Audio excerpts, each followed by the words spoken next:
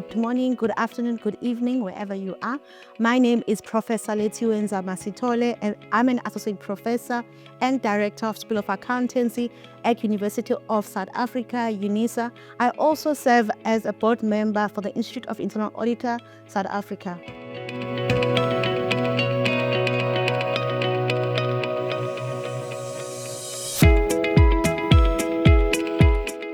We can change that through embracing SDG 17, where we partner for intentional collaboration, where academia meets with corporate, and it's not only academia needing corporate in terms of partnership, but corporate also needing academia, so that we can meet together and say what is needed in practice, so we can prepare the emerging internal auditors who are suitable for the practice. And we've also, through conferencing like we have now with AFIIA, we have AFIIA University, which runs for 2 days. We have now done a quite impactful, innovative activity where we have our honors, masters and PhD students coming in to showcase their studies.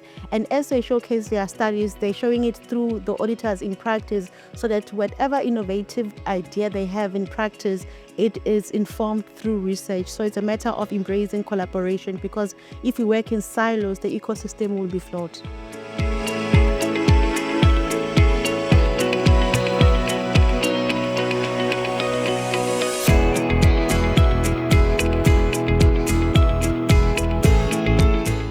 Continuous auditing, it means that you are no longer using the old ways of methodology when you do the audit, where you're now mostly reactive.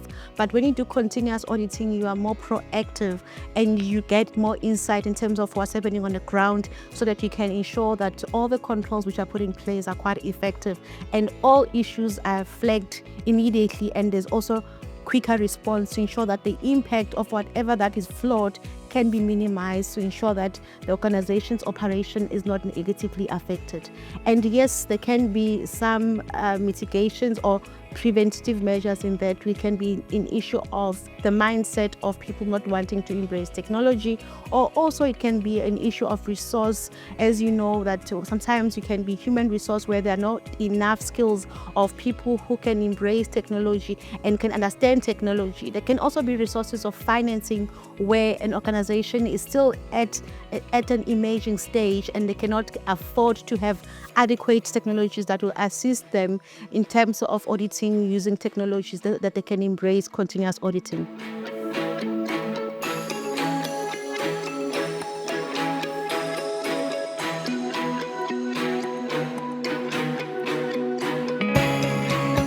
You know, I'm still taking in being named Educator of the Year by IIA, and in my role as a board member, I ensure that I still carry that with me, saying how do I then educate the next pipeline of internal auditor. And yes, we don't need to only have them technically informed, but also being exposed in leadership skills that are required, interpersonal skills that are required, all the competencies that are important for them to be able to get into the industry and stay in the industry, but while they get there as well, to take and occupy leadership positions. So through my mentorship, because I love mentoring students, and I don't only engage with students in class, but also outside class room, I get to engage with students. So I have long-term relationships with my students, because I'm very intentional in grooming and ensuring that they're empowered, not only when it comes to technical skills, but as human beings, because you'll find sometimes you have students who do not have that support structure at home. Others might be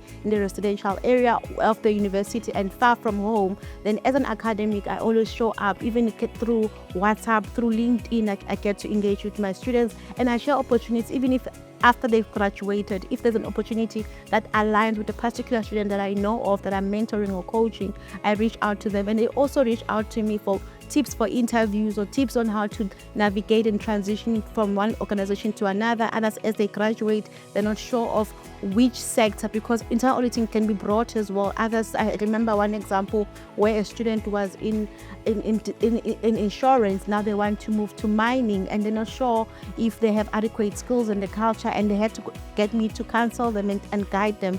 But that also indicates the trust that I have on students. So I'm very intentional on how I show up as an academic. I show up as a mentor that is intentional in what's good for the students and assist them to unleash their potential. And I hope all the academics in the internal auditing profession and other professions can also show up in that way, where we ensure that our students not only get the qualifications, but they have adequate skills and they know who they are as well, and why they want to be in the profession that they want to be at, and what contribution that they want to add on.